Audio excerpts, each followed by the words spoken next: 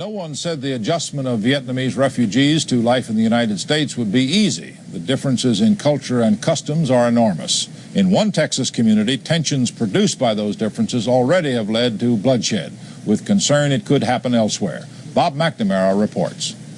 Seadrift, a tiny Texas Gulf Coast fishing town, has never seen so much fear and anger and hate all at once. These people, they don't think like us. They're just not our kind of people, and they're vicious, cruel people, and they're going to take and grab what they want at anybody's expense. They've already went as far as murder. Bitterness was born in Seadrift when dozens of Vietnamese refugees arrived here 3 years ago. Scraping to carve out new lives, the refugees took menial jobs in the local fishing industry, trying to save enough money to buy fishing boats for themselves. And when they did, the Vietnamese were suddenly competing against native crabbers, and it was just a matter of time before tensions developed and finally exploded into violence.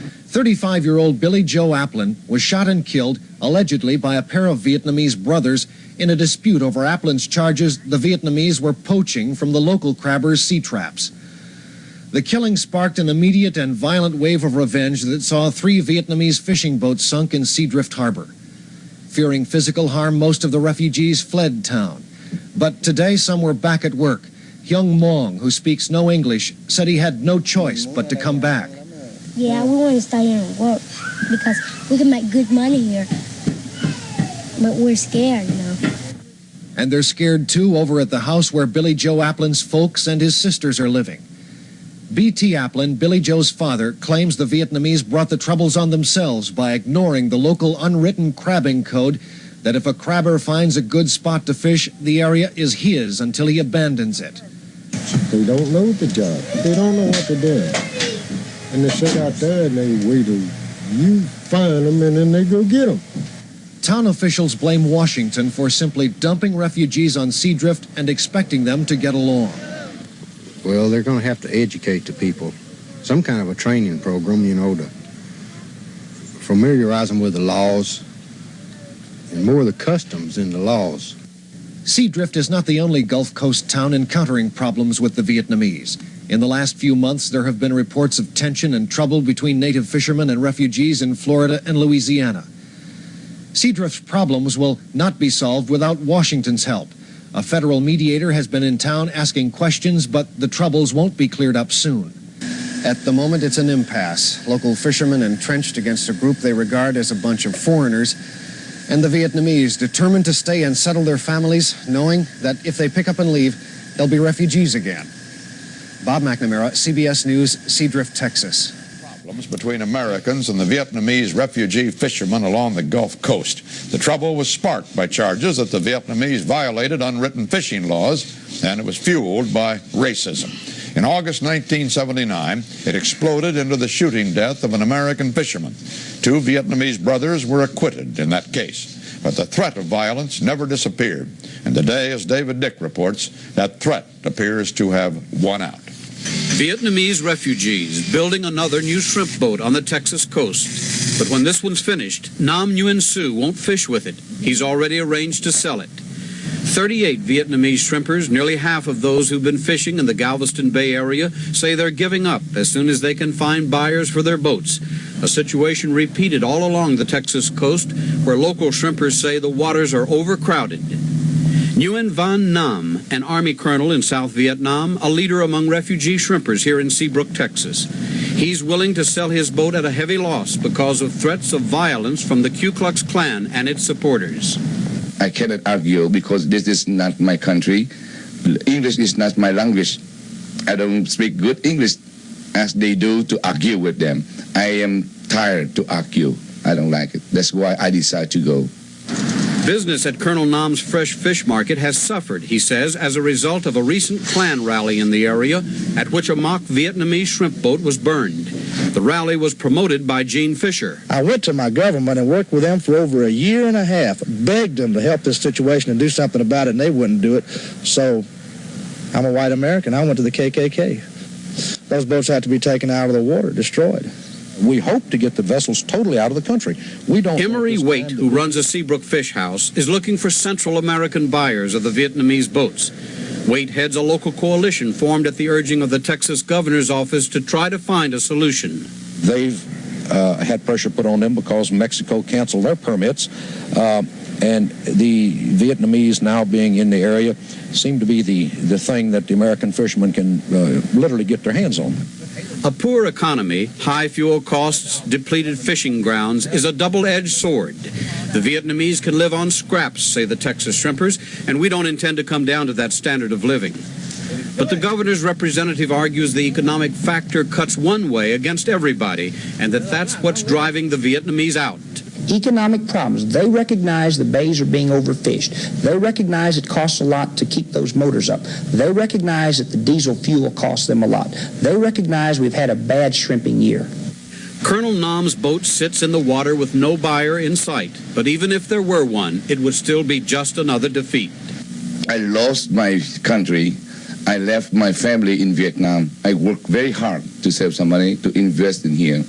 And right now, when I leave here, I lose more money. David Dick, CBS News, Seabrook, Texas. When the boat people and other refugees came here from Vietnam, some of the fishermen among them were resettled on the Gulf Coast of Texas. The idea was that the climate and the setting would be ideal.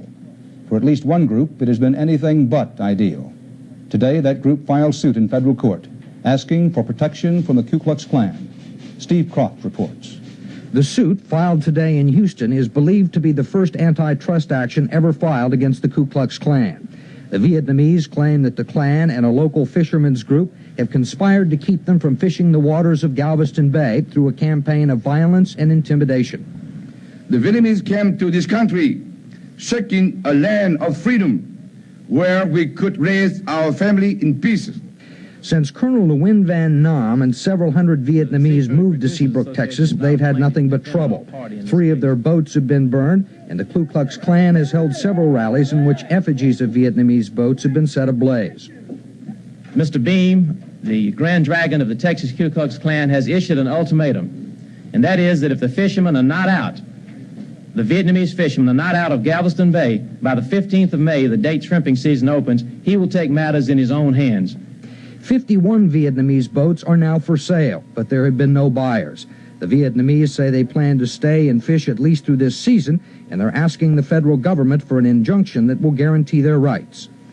He left his rights behind him in Vietnam, and he's over here now taking my rights away from me and my friends. And I'm going to fight it. Gene Fisher, president of the Seabrook-Kemah Fishermen's Coalition, maintains that the Vietnamese are the ones that are violating the law by not obeying fishing regulations. Fisher and the Klan are making no promises. Texas citizens will not yield their birthright, their jobs, and their livelihood without a fight. Period. The Grand Dragon would not say how the Klan plans to fight. He says he would like to avoid violence, but would not rule it out.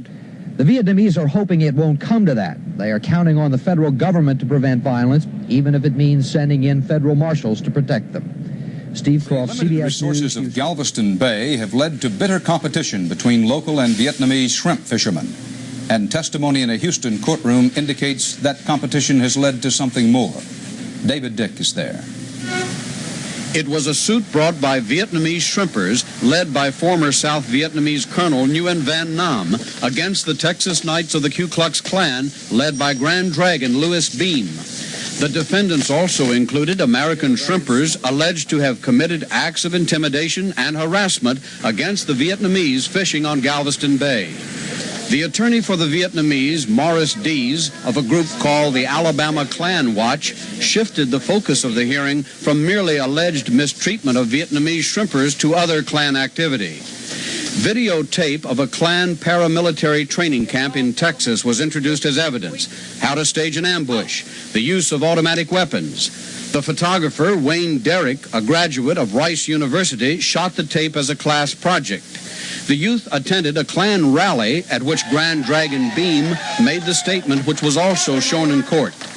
I can speak most emphatically and positively that the Ku Klux Klan is more than willing to select out of the ranks of American fishermen some of your more hardy souls and send them through our training camps. And when you come out of that, they'll be ready for the Vietnamese. Photographs taken last month of a shrimp boat loaded with robed and heavily armed Klansmen were also introduced as evidence. The boat was seen in the Seabrook, Texas area where many Vietnamese shrimpers are located. A decision on the request for a preliminary injunction against the Klan and others is expected today. David Dick, CBS News, Houston.